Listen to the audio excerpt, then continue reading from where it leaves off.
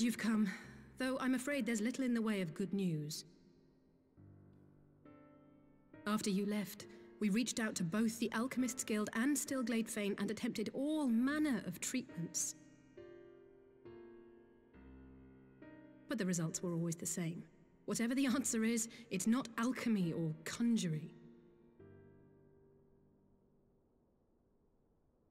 Why did it have to be Y'shtola and Urianger and not me? Out of all of us, they are the ones who could feasibly have solved this puzzle. And Alphino's still missing. God, it's all going wrong. Where do we even start? A grave situation indeed. Might I be of some assistance? Krile. Krile! I did not think you well enough to travel. When word reached me of the plight of our friends, I could not well stay away. As a fellow Scion, not to mention your erstwhile mentor, this is one of those times you should feel free to call on me, regardless of my personal circumstances. Yes, I should have thought of that. Thank you for coming, Krile. We would welcome your insight. And I should be happy to provide it. Now, what's this I hear about Alphino heading into Imperial territory? That boy always did have some funny ideas. Do you remember the speech he gave when he was accepted to the Studium?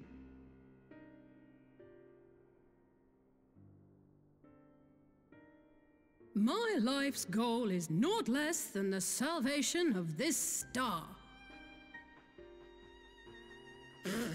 Good impression.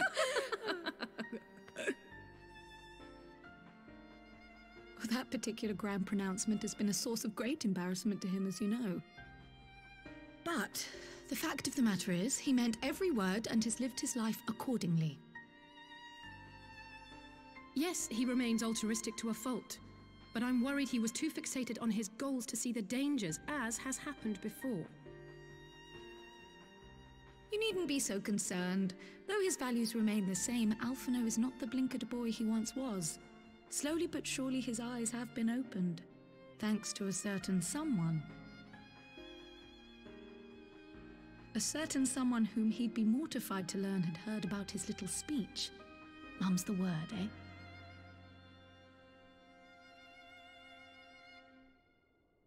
Right, I'd better have a look at our patients. They're in the infirmary, I assume. I'll need absolute quiet, so it would be best if I did this alone. If you'll excuse me.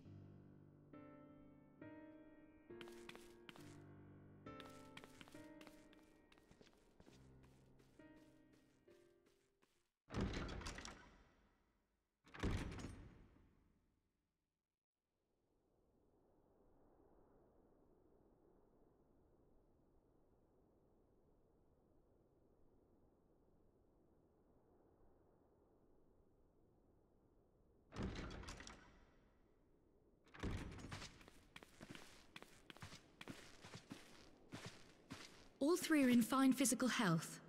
At a glance, I would say they were merely sound asleep. Except for the fact that I couldn't sense the slightest trace of them in their bodies. It's as if their souls have taken leave of their physical forms. Ah, yes. The Elder Seedseer made a similar observation. I've read the report. When you heard this mysterious voice, you described feeling as if you were somewhere else, yes? If we assume the ether which comprises your essence is being drawn to some other place, then it may be possible to follow the trail it leaves behind, just as we did in our search for Thancred.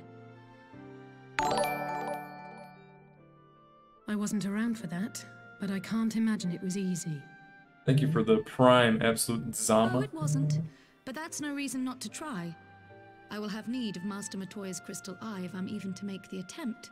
So I suggest we pay her a visit.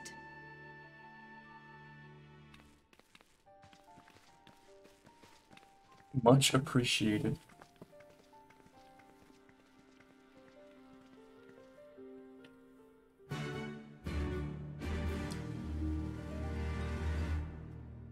I want to go back and see Matoya. Gabo. Matoya. Going back to Matoya. Soul searching. Oh yeah, I forgot we have to go to Idleshire.